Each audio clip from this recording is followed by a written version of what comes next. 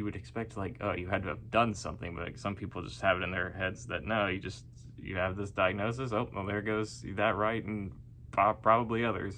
People will probably be like, oh, he wants to arm all the crazy people, and they're gonna get a bunch of guns, and they're gonna shoot people, and there's gonna be chaos in the streets, and they're gonna do God knows what. They're gonna throw their hands in the air. And then there'll be the hands with guns in the air. No, shit. It's so absurd. Hello, everyone. We are back in my closet. Don't read too much into that, okay? And I am mostly in the center of the shot, about as much as I possibly can. I'll try and scooch over a little bit. But you know what? That's besides the point. Today we are going to be talking about schizophrenia and gun rights. Now, a lot of people are of the belief that people like myself who have schizophrenia should not be allowed to own firearms whatsoever, should not have any legal possession of them, and essentially should not have the right to bear arms as other people have it. I am pretty much the polar opposite of this belief. Now, obviously, there are exceptions to that. I'm mostly satisfied with how the laws are currently, the federal laws that is, where if you have been hospitalized for a mental illness or if you are subject to a court order, you cannot own a gun legally. Now, I do question whether that should be in perpetuity. Like, say, for example, if you had a psychotic episode, and that doesn't necessarily mean anything violent occurred. That can be many different things. People just strangely, when you say psychotic or psychosis, they jump to violent. I don't know where that came from or why. I think maybe people think of like psychopathic, and then they think, well, psychopaths are violent individuals, and therefore when they equate the two words, they think psychotic is violent. I don't know. Anyway, whatever the case may be, let's say someone who had an episode got hospitalized when they're like 20, and so they lose their right to own a gun, and then maybe they want one when they're like 40, but unfortunately they still can't have one. I do think there should be some sort of process where if a licensed medical professional, and it could even be an examiner that is like with a government agency, examines you and says that you are mentally competent enough, you are well enough to handle the responsibility of owning a firearm. I think there should be something like that in place, though I know that no one would want to administrate that if it was like, say, a government government, like medical examiner. Anyway, but I'm mostly satisfied with what the laws are now, and I think part of the reason people think we shouldn't be allowed to own them is, well, there's obvious reasons, but I think it's a lack of awareness that we already have that right. Like, by virtue of having schizophrenia, you don't lose the right to bear arms, but I think for some reason a lot of people have it in their head that if you have schizophrenia and maybe certain other disorders, you just already, like, just by default lose that right, which is very odd to me. It's like, usually you would expect, like, oh, you had to have done something, but like, some people just have it in their heads that no, you have this diagnosis. Oh, well, there goes that right, and probably others.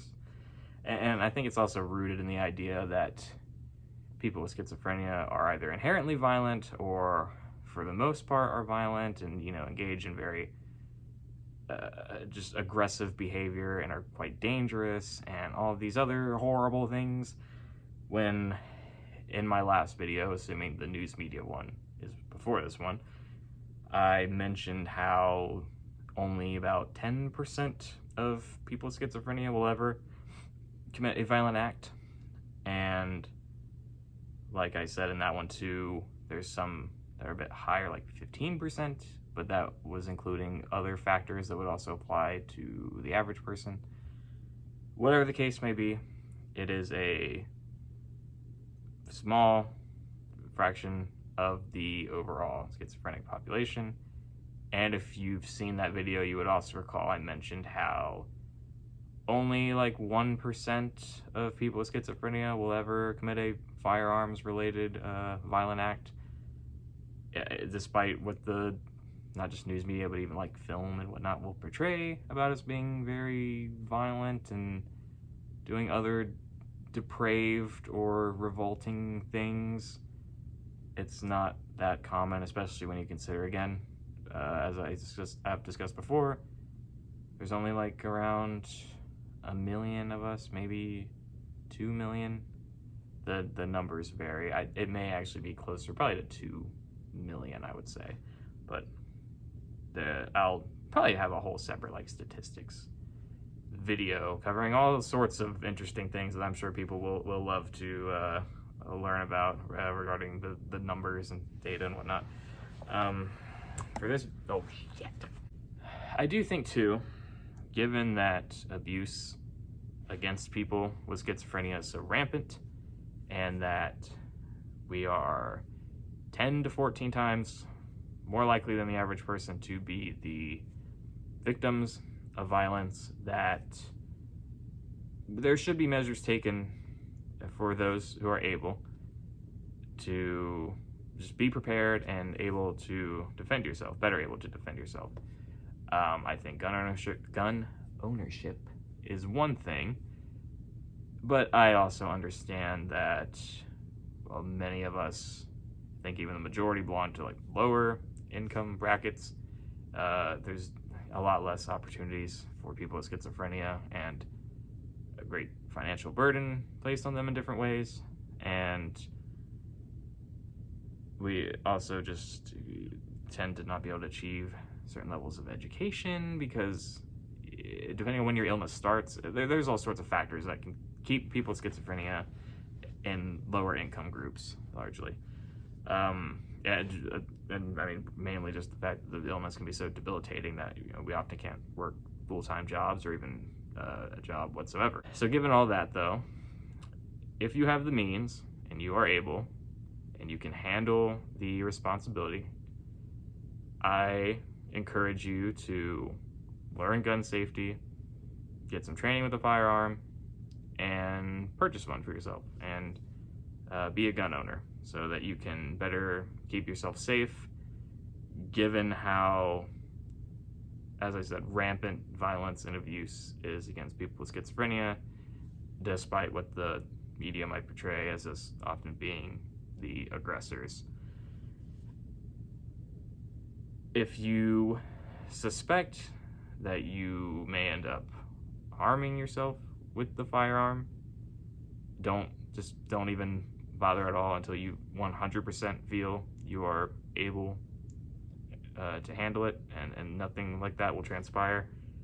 If you have even the slightest doubt, just don't do it. Or, you know, you can do like self-defense classes or something like that. And if a gun is like out of your means, like the ammo is fairly, I mean, it's expensive, don't get me wrong, but now it's cheaper than it's been in recent years, like 9mm ammo and 22. I have a 25 though. Don't get a 25. What I want to get at though is find alternatives if you can't afford one, or you think it's just too dangerous for you to handle, or and if it's more of like a fear of like, you know, guns make you uneasy, as they do a lot of people, or you're uncomfortable, I would just encourage, again, like I was saying, like learning gun safety, getting training from like an instructor, like maybe going to a range. Those things can make you feel a lot more comfortable, and especially if you know, I mean, freaking there's guns everywhere in the United States. You probably know somebody who has one, that you get someone who can also make you feel more comfortable with them, maybe if you go shoot with somebody. That's how I started when I was, I think, in 7th grade. Anyway, I just think I would rather, if there is to be violence, that you were able to protect yourself, and if anyone is hurt, well, obviously we would hope that the situation never rises, but unfortunately it does very often, as the data shows us, and as people's own stories and experiences indicate, it's all too common. And I'm just saying, if it's a self-defense situation, I would rather people defend themselves as best they can and come out of that okay, rather than not have one and you end up, you know, any number of things can happen in abusive environments. But of course, much of the abuse also happens in mental hospitals, in which case owning a gun is not really something that is going to help you in that situation. And I would say too, obviously, if there's a wellness check or the police are saying that you are going to the hospital, make sure you comply. Don't do anything that would bring more trouble upon yourself. It's not a good idea. It's not worth it. You will always lose in the end. So if you have any kind of idea like that in your head, get that out of your head. I'm not going to do any like kind of gun safety tips or any sort of instructional stuff, because I'm not a professional. That is not my occupation. So I'm not going to, even though I know how to handle one and I have had one for a while, I'm not going to give any tips or anything like that.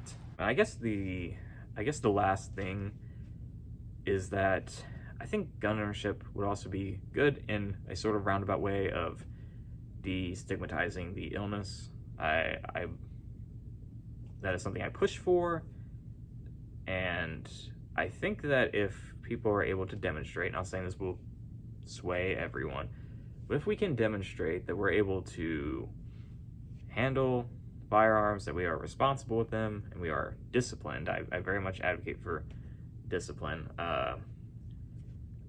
and that there, a lot of people with schizophrenia have guns, and yet more violent incidents do not occur, more than what would be expected of like any group, then I think that can help kind of destigmatize the idea that we are very violent individuals, and particularly that we engage in like random or wanton violence and we're completely deranged and all these other things. And I think it's also just good. It gives you a sense of some people at least feel a greater sense of like power when they own a gun, because I mean, obviously you have a powerful object in your possession, and as weird as this may sound, I think it actually does help some people psychologically, because it's especially in our cases, we're often treated as if we can't or shouldn't have any autonomy, and that we have very little, and that there's nothing, even if you are in a situation where maybe you're so bad off that you can't really have much autonomy, that can never change. And so I think you can kind of prove to others and to yourself through responsible gun ownership that actually you can have some autonomy, and that you can exercise this right of yours, and that it's not a problem. And I'm sure with the title of this video, I'm probably going to call it something like Arming the Schizophrenic Populace or something. I like to be just slightly provocative or controversial when really it shouldn't be. Just to, because I don't have a problem with making people uncomfortable and we're the ones suffering so much. People will probably be like, he wants to arm all the crazy people, and they're going to get a bunch of guns, and they're going to shoot people, and there's going to be chaos in the streets, and they're going to do God knows what. They're going to throw their hands in the air, and then there'll be the hands with guns in the air. No, shit. It's so absurd. But okay, one thing I would say to that is, again, we already have the right to buy a gun and bear arms, largely, and unless you have been, again, unless one of those federal laws or a certain state law, because they vary, apply to you, which, granted, I think about half of the mental hospital population has people with schizophrenia, so it's not an insignificant number, and there's not a lot of transparency, so that statistic might be a bit inaccurate. That's a whole another video, though. Anyway, so I think I've kind of demonstrated the point well enough, and hopefully people, I doubt anyone or too many people really even see this video anyway, but if they do, just be cool, be calm, be collected. All the other schizophrenic people in me are not going to like run rampant in the streets and with guns waving and I don't know what people think are gonna happen. People are so strange. It's kind of funny, but also sad. And also, if you have schizophrenia and you're watching this, don't take this as like a call to arms. You know, don't. I mean, I know it's easy to say like don't get too paranoid. Like this is not. Don't read too much into this. This is just beyond just the reasonings I've given. Try not to detract anything extra from this. And yep, I'm kind of just rambling now, so I guess this is where this one's gonna stop. Thankfully, it's like half the length of the previous one. Goodbye.